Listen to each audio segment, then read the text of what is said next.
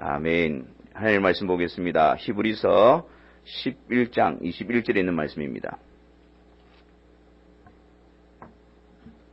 히브리서 11장 21절입니다. 한 절 말씀인데요. 다 같이 함께 하나님의 말씀을 읽도록 하겠습니다. 믿음으로 야곱은 죽을 때에 요셉의 각 아들에게 축복하고 그 지팡이 머리에 의지하여 경배하였으며. 아멘. 자, 여러분, 이 그림을 보면 어떤 속담이 떠올려 주십니까?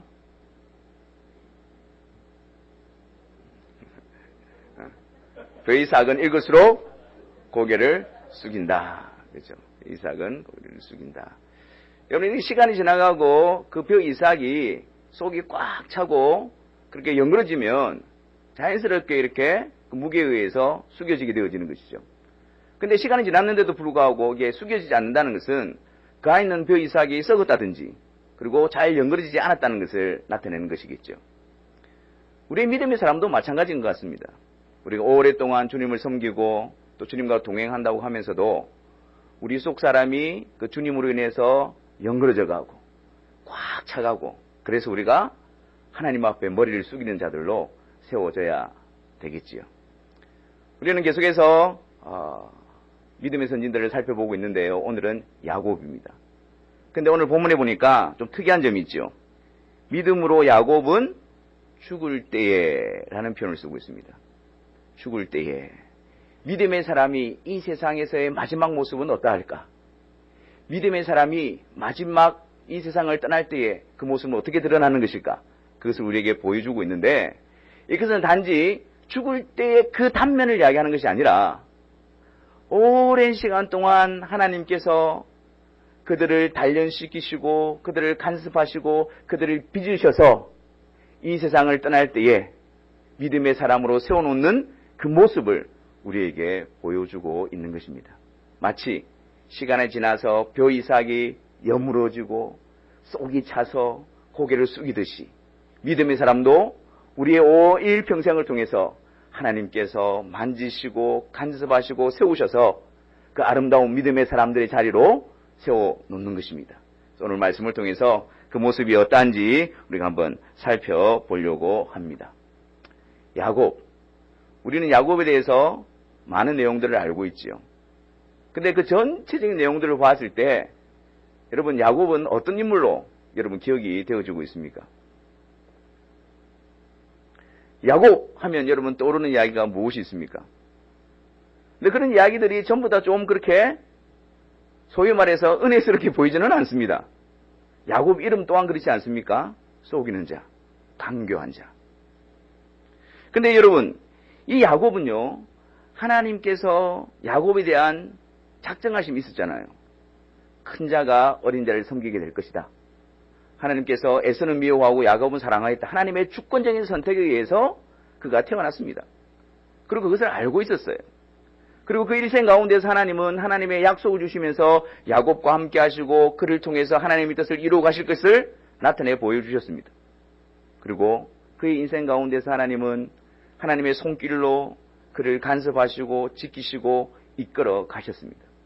근데 반면에 야곱의 모습은 어떻습니까? 하나님의 약속도 알고 하나님의 택하심도 알고 하나님의 손길도 알았음에도 불구하고 야곱은 계속해서 그 하나님을 의지하고 신뢰하는 것이 아니라 자신의 방식으로 자신의 판단으로 자신의 힘으로 뭔가를 이루어 보려고 하는 그런 모습이 나타나고 있지 않았습니까? 형 에서가 사냥하고 돌아왔을 때 배가 고팠을 때 야곱은 무엇을 하고 있었습니까? 팥죽을 만들고 있었죠. 근데 그 팥죽을 그냥 형에게 주면 될 텐데 그냥 줍니까? 무엇을 요구합니까? 장자권을 내놓으라는 거죠. 그러니까 하나님의 뜻 가운데 있음에도 불구하고 야곱은 그것을 기다려내지를 못합니다. 자기의 방식대로 그것을 그냥 가져와야 되는 겁니다. 이삭이 에서를 축복하려고 했을 때도 어떻게 합니까? 그죠? 속임수라는 방법으로 하나님의 주권 가운데 하나님의 뜻이 이루어지도록 인내하지 못하고 자기가 뭔가를 이루려고 하고 자기의 방식대로 그것을 이루어보려고 했던 자가 바로 야곱이었습니다. 이로 인해서 야곱은 외삼촌 집으로 피난을 가게 되어지죠. 형 에서가 아버지가 돌아가시면 이 야곱을 내가 그런 원한을 가지고 있었기 때문에 어쩔 수 없이 피난을 보내게 되어집니다. 근데 그 가는 길 동안에 하나님께서 야곱에게 나타나셔서 이런 말씀을 주셨죠. 네가 어디로 가든지 내가 너와 함께 할 것이고 내가 너에게 이루고자 하는 그 뜻을 다 이루기까지 너와 함께 할 것이고 돌아오게 할 것이다. 하나님 그런 약속을 주셨습니다. 그랬더니 야곱이 잠에서 깨어서 그곳을 베델이라 하고 그곳에서 하나님께 어떤 소원을 드립니까? 20절 이하에 보면 야곱이 소원하여 이르되 하나님이 나와 함께 계셔서 내가 가는 이 길에서 나를 지키시고 먹을 떡과 입을 옷을 주시어 내가 평안히 아버지 집으로 돌아가게 하시오면 여호와께서 나의 하나님이 되실 것입니다. 그렇게 이야기합니다. 하나님의 약속 앞에서 야곱은 뭐 하고 있습니까? 거래를 하고 있는 겁니다. 하나님 약속은 제가 사실 좀 못 믿겠고 되어지면 돌아오게 하시면 이것을 주시면 그러면 제가 이렇게 하겠습니다. 야곱이 그런 자였습니다. 또 외삼촌 집에 가서 많은 재산을 거느리게 되어집니다. 근데 조금 분위기가 좋지 않습니다. 그 외삼촌 라반의 아들들이 하는 이야기를 듣게 되어지죠. 야곱에 대해서 무엇이라고 얘기합니까? 저 사람이 우리 아버지의 재산을 다 가로채 가는구나. 저놈이 우리 아버지의 재산으로 자기 배만 불리는구나. 그 이야기를 듣게 되어집니다. 그리고 난 다음에 외삼촌의 얼굴을 보니까 야곱을 대하는 태도가 이전과는 완전히 달라져 있는 겁니다. 그래서 위기의식을 느끼죠. 또한 그때 하나님께서 이제 내 고향으로 돌아가라. 그런 명령을 듣고 야곱은 가족들과 함께 고향으로 돌아가게 되어집니다. 돌아가는 길목에서 무엇을 보게 되어집니까? 하나님의 사자들을 만나게 되어지는 거예요. 그래서 야곱이 그것을 보고 하나님의 군대구나. 그래서 그곳 이름을 무엇이라고 지었죠? 마하나임이라고 지은 거예요. 자, 하나님의 명령을 따라서 야곱은 고향을 향해 돌아갑니다. 또 하나님의 약속을 가지고 있습니다. 그리고 또한 하나님께서 약속하신 대로 내가 너를 지킬 것이다. 내가 너를 인도할 것이다. 그래서 하나님의 군대, 하나님의 사자들도 보여줍니다. 근데 야곱의 모습은 어떨까요? 야곱에게 있어서 고향으로 들어가는데 가장 걸림돌이 무엇이었습니까? 재산도 이루었습니다. 가족들도 이루었습니다. 금이 환영할 수 있는 모든 게 준비되어 있습니다. 그런데 선뜻 돌아가지 못하는 이유가 에서 때문이죠. 그래서 먼저 자기의 종을 보냅니다. 에서가 어떻는지 마음을 한번 떠보려고. 그랬더니 그 종이 와서 말하는 내용이 무엇입니까? 에서가 야곱을 좋아하기는커녕 400명을 데리고 지금 야곱에게로 달려온다는 소식을 들은 거예요. 만약에 여러분들이 야곱이라고 한다면 이런 상황 가운데서 어떻게 대처하시겠습니까? 네? 담대하게. 그러잖아요. 하나님께서 약속하시고 하나님께서 지켜주시기로 하셨고 하나님께서 지키는 그 군대도 보았는데 뭐가 두렵습니까? 근데 야곱은 여러분 같지 않았던 것 같아요. 야곱은 심히 두려워 떨기 시작합니다. 그 모든 약속을 가지고 있고 그것을 보았음에도 불구하고 심히 두려워합니다. 그래서 하나님을 의지하기보다는 자신의 방식으로 또 그 문제를 해결해 보려고 합니다. 그래서 어떤 방식을 찾습니까? 두 때로 나누지요.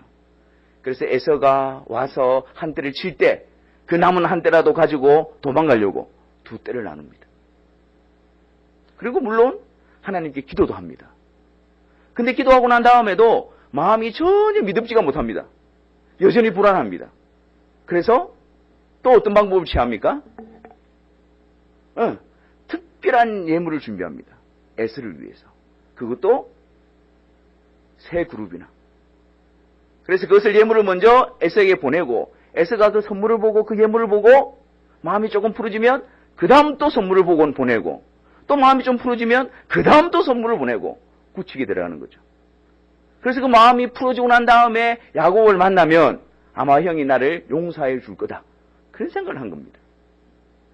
여전히 야곱은 하나님의 약속의 말씀과 하나님의 보호하심을 보았음에도 불구하고 그 하나님을 전적으로 신뢰하기는커녕 여전히 자신의 방식과 자신의 생각과 자신의 힘을 의지하는 자였습니다.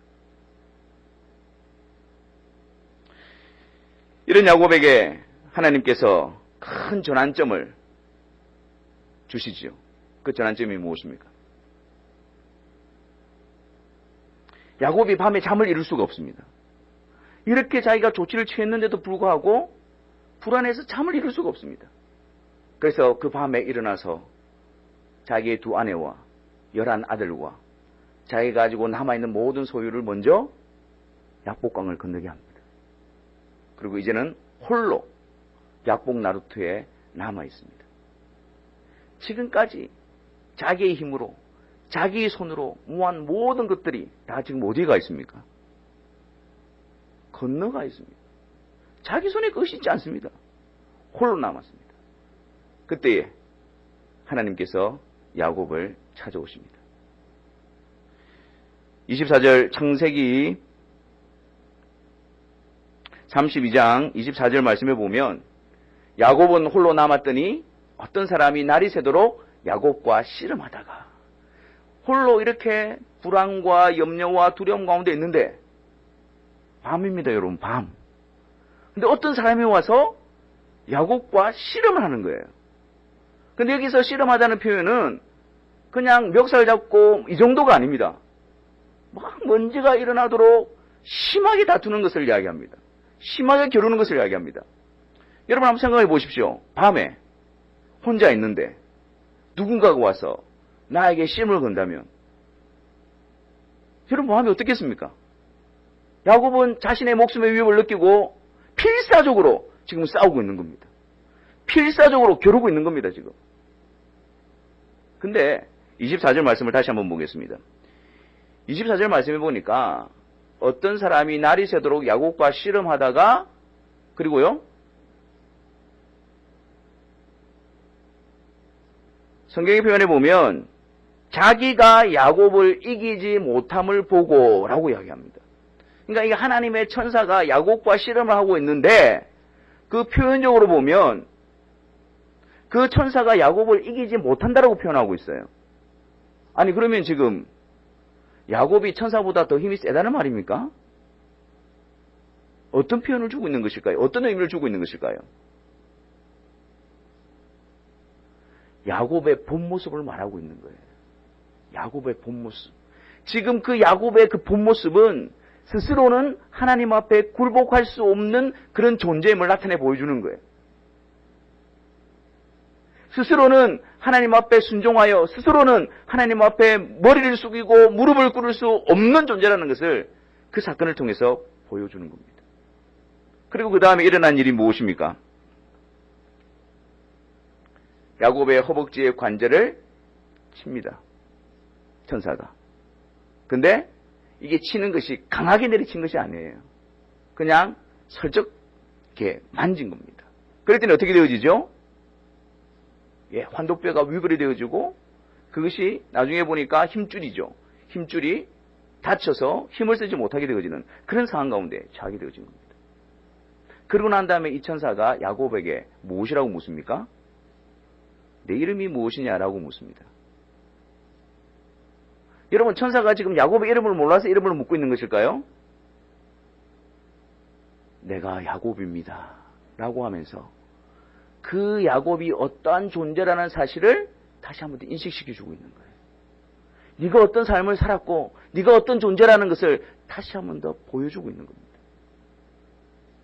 그리고 거기서 야곱의 이름을 바꾸어 주시죠. 이제는 내 이름을 다시는 야곱이라 부를 것이 아니요 무엇이라고? 이스라엘. 여기서 이스라엘의 이름이 시작되어지는 겁니다. 이스라엘의 하리라. 근데 이 이스라엘의 이름이 의미가 불분명합니다. 그런데 오늘 본문 말씀을 통해서 보게 되면 이 이스라엘의 의미가 하나님과 사람들과 겨루어 이긴 자라는 의미를 가지고 있습니다. 그러면 야곱이 하나님과 겨루어서 이겼단 말입니까? 어떤 의미일까요? 이것은 하나님과 대항해서 하나님과 싸워서 이긴 자가 아니라 하나님과 더불어 싸우는 자가 되어졌다는 말입니다. 이전에는 홀로 자기 힘으로 혼자서, 그러나 이제는 이스라엘 하나님을 의지하고 하나님과 더불어 하나님과 함께 서 있는 자가 되었다라는 의미입니다. 호세아서 12장 3절과 4절에 보면 이 장면을 가지고 호세아 선지자는 이렇게 이야기합니다. 같이 한번 읽어볼까요? 야곱은 모태에서 그의 형의 발 뒤꿈치를 잡았고 또 힘으로는 하나님과 겨루되 천사와 겨루어 이기고 울며 그에게 간구하였으며. 자, 지금 야곱이 그 천사를 부여잡고 있는 부분을 어떻게 표현하고 있습니까? 울며 그에게 간구하였으며. 처음에는 자기의 힘으로 겨룸이었습니다. 그런데 하나님께서 야곱을 만져주시고 이스라엘로 바꿔주고 난 부터는 하나님을 붙듦입니다. 그리고 이 일이 있고 난 다음에 창세기 32장 30절에 야곱은 그곳 이름을 무엇이라고 부릅니까? 브니엘. 브니엘의 뜻은 내가 하나님을 대면하여 보았으나 내 생명이 보존되었다는 의미입니다. 누가 하나님의 얼굴을 보고 살아남을 수가 있겠습니까? 누가, 죄인이 그 거룩하신 하나님 앞에서 생명을 보존할 자가 누가 있겠습니까? 이스라엘의 이름은 이런 의미를 가지고 있는 겁니다. 하나님을 의지하는 자, 하나님과 함께 더불어 싸우는 자, 그리고 하나님과 대면하여 보았으나 내 생명이 보존되어지는 자들. 이것이 바로 그리스도 안에서 믿음으로 부르시는, 하나님이 그들과 함께 가시는 주님의 몸된 교회된 영적 이스라엘을 의미하고 있는 것입니다. 야곱, 이스라엘이 된 후에 에서와 극적인 화해를 경험하게 되어집니다. 그래서 이제 에서는 더 이상 야곱을 대적하는 자가 아니라 내가 너의 앞잡이가 되리라. 같이 가자. 그렇게 되어집니다. 근데 야곱은 오랫동안 여행을 했기 때문에 같이 갈 수가 없고 천천히 가겠다라고 형 먼저 가라고 그렇게 제안을 합니다. 야곱, 이스라엘이 되어져서 하나님을 의지하는 자로, 다리는 절고 있지만 하나님을 의지하는 자로 새롭게 되어졌습니다. 하지만 새롭게 되어졌지만 완전한 야곱은 아니었습니다. 그 뒤에 어떤 사건이 일어납니까? 야곱이 빨리 베델을 향해서 나아가야 되는데 천천히 가다 보니까 어느 한 곳에 머무르게 되어집니다. 그곳이 어디입니까? 숫곳이라는 곳입니다. 거기서 야곱이 한 일은 자기를 위하여 집을 짓고 그의 가축을 위하여 우릿간을 지었다. 지금 야곱의 마음 상태는 어떻습니까? 내가 지금 빨리 베델로 가야 되겠다 이런 마음입니까? 아니면 내가 좀 여기 좀 머물러야 되겠다 이런 마음입니까?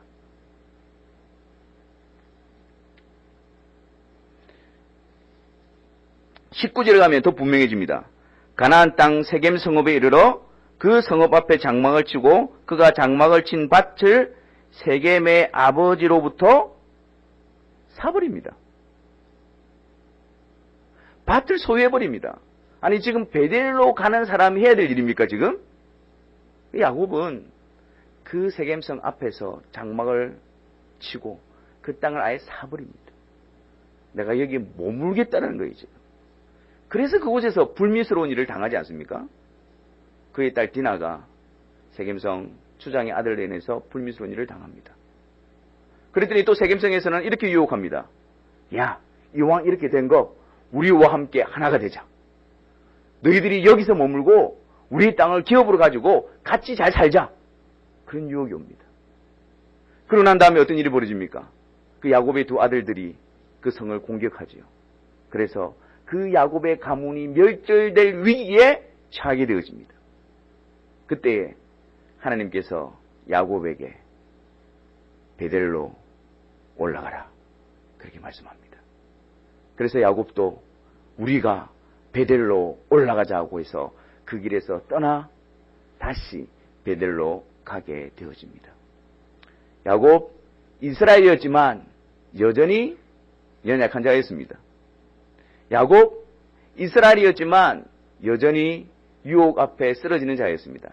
하지만 야곱에게 변한 게 있습니다. 무엇입니까? 하나님의 말씀 앞에 민감해진 거예요. 연약함 가운데 있었지만, 넘어짐 가운데 있었지만 하나님의 말씀 앞에 바르게 반응하고 즉각적으로 반응하고 세워질 수 있는 그런 자로 바뀌어져 가고 있었던 것입니다. 그래서 야곱은 가나안 땅으로 들어와서 거기서 정착을 하게 되어집니다. 하나님이 약속하신 약속의 땅이죠. 그런데 하나님의 섭리 가운데서 요셉으로 말미암아 기근을 피해서 어디로 가게 되어집니까? 애굽 땅으로 가게 되어지죠. 그 애굽 사람들과 섞이지 않게 하기 위해서 고센 땅에 야곱의 가족들이 정착하게 되어지고 그곳에서 야곱의 12아들로부터 시작해서 이스라엘의 민족의 기틀이 자리 잡게 되어집니다. 그래서 오늘 본문의 배경은 여기에 와 있는 야곱, 그 야곱에 대해서 말하고 있는 겁니다. 17년을 애굽에서 가하고 이제 노쇠하여지고 병이 들어 죽을 때가 되어진 것입니다. 믿음으로 야곱은 죽을 때에 이 상황을 이야기합니다. 근데 거기서 히브리서 11장 21절에서는 두 가지를 말하고 있는데 그 두 가지가 무엇입니까? 첫 번째가 요셉의 각 아들들에게 축복하고 두 번째는요, 그 지팡이 머리에 의지하여 경배하였다라고 말합니다. 지금 믿음의 사람이 야곱이 하나님의 손에 이끌림을 받아서 여기에 오게 되어졌는데 그때 마지막에 드러나는 모습이 요셉의 각 아들을 축복하고 그리고 지팡이 머리에 의지하여 하나님께 경배하는 모습을 우리에게 보여주고 있습니다.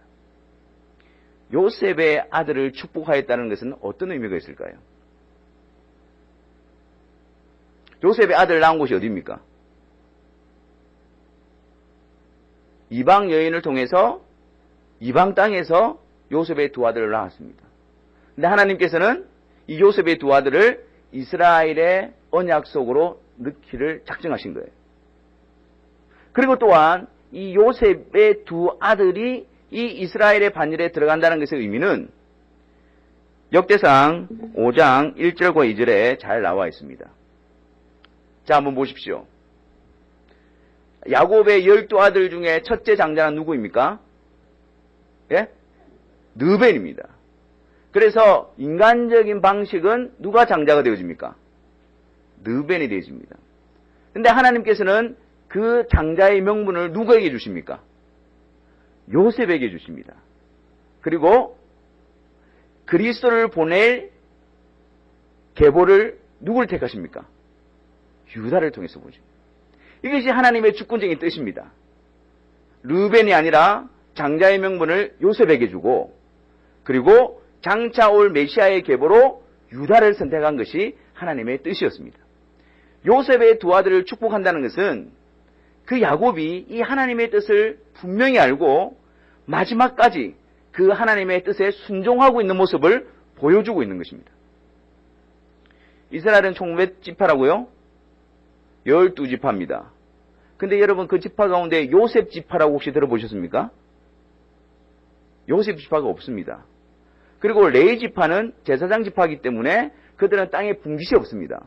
그러면 요셉 지파 빼고 레위 지파 빼면 몇 지파가 남습니까? 10지파가 남죠. 근데 남은 그 두 지파를 누가 가져갑니까? 요셉의 아들들이 가져가는 거예요. 므낫세와 에브라임.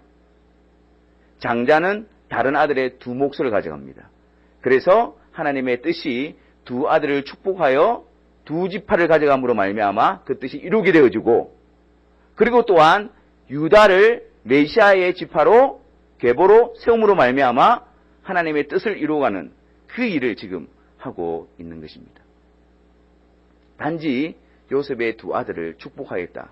그런 의미가 아니라 그것을 통해서 하나님이 하시고자 하는 주권적인 하나님의 뜻에 순종하고 그 일을 이루어 가고 있는 것입니다. 언제요? 죽을 때에. 이 세상 마지막 믿음의 사람의 모습은 하나님의 주권을 인정하고 내 뜻이 아니라 내가 원하는 것이 아니라 하나님이 원하시고 하나님이 계획하시고 하나님이 이루시는 그 일에 온전히 순종하는 것, 그것이 바로 믿음의 사람들의 이 세상에서의 마지막 모습이 되어져야 하는 것입니다. 여러분, 이 모습을 우리는 어떻게 우리 삶에 적용할 수 있을까요? 하나님의 주권을 인정하고 우리 자신을 부인하고 하나님의 뜻을 구함으로, 또한 요셉의 두 아들, 이방에서 난 그 아들을 하나님의 언약 안에 넣는 그 일은 우리에게 어떻게 적용이 되어질까요? 내가 너희를 그리스도의 정결한 신부로 중매함이니, 바울의 고백입니다. 우리 인생에 있어서 우리의 마지막까지 우리가 드려지고 헌신해야 될 부분은 하나님께서 택하신 자들을 그리스도와 중매하는 일, 그리스도께로 인도하는 일, 그리스도를 드러내는 일, 바로 그 일일 것입니다. 유다 지파를 통해서 메시아의 계보로 세우는 일을 통해서 우리는 이 세상에서 우리의 평생 그리스도의 복음을 간직하고 그리스도의 복음을 증거하고 그리스도의 복음을 우리의 자녀들에게, 우리 주위에 있는 사람들에게 전수해 줌으로 말미암아 우리도 믿음의 사람들로서의 사명을 감당하게 될 것입니다. 마지막 믿음의 사람의 모습은 어떻게 나타나고 있습니까? 지팡이 머리에 의지하여 하나님께 경배하는 모습. 이것이 이 세상 믿음의 사람으로서 마지막으로 보여주는 모습인 것입니다. 왜 지팡이 머리에 의지할까요? 지금 야곱의 상태가 어떻습니까? 병이 들어 있습니다. 나이가 많습니다. 혼자서는 스스로 몸을 일으킬 수 없는 그런 노쇠함 가운데 있습니다. 그런데 마지막으로 지팡이 머리에 의지해서 몸을 일으켜서 거기 남아있는 마지막 힘을 지금 야곱은 어디에 쏟고 있습니까? 하나님을 경배하는 일에, 하나님을 경배하는 일에 그 마지막 남은 힘을 쏟고 있는 것입니다. 야곱은 그 자리에서 창세기 48장 15절에 이 하나님을 경배하고 있습니다. 나의 출생으로부터 지금까지 나를 기르신 하나님. 우리가 이 세상을 떠날 때 믿음의 사람으로서 마지막 지점에서 우리가 할 수 있는 고백이 무엇일까요? 나의 출생으로부터 지금까지 나를 기르신 하나님. 하나님께서 나를 택하여 주지 않으시고 하나님께서 신실한 사랑으로 나를 돌보지 않으셨다면 저는 지금 이 믿음의 자리에 서 있을 수가 없습니다. 제가 여러 가지 약함과 불신앙과 불순종과 악한 가운데서도 지금 믿음의 자리에 서 있는 이유는 바로 하나님께서 나를 택하시고 하나님께서 변함없이 나를 사랑하시고 하나님께서 나를 간섭하시고 역사하여 주셨기 때문에 제가 지금 하나님의 자녀로 서 있는 것입니다. 출생으로부터 지금까지 나를 기르신 하나님. 그래서 우리는 마지막 힘, 마지막 호흡, 마지막 고백, 그것은 당연히 하나님께 경배를 돌려드리는 것이어야 합니다. 여러분의 마지막 모습은 어떻게 될 것 같습니까? 여러분의 이 세상의 마지막 모습은 어떤 모습일 것 같습니까? 지금 여러분의 모습이 쌓이고 쌓이고 쌓여서 모이고 모이고 모여서 믿음의 사람으로서 마지막 모습을 나타내게 될 것입니다. 지금 믿음의 사람으로 살아가시기 바랍니다. 지금 믿음의 사람으로 그 모습을 사모하시기를 바랍니다. 그럴 때 우리는 이 세상 마지막 때에 하나님의 주권, 하나님의 뜻에 순종하고 그리고 하나님을 경배하는 자로서 주님 앞에 서게 될 것입니다.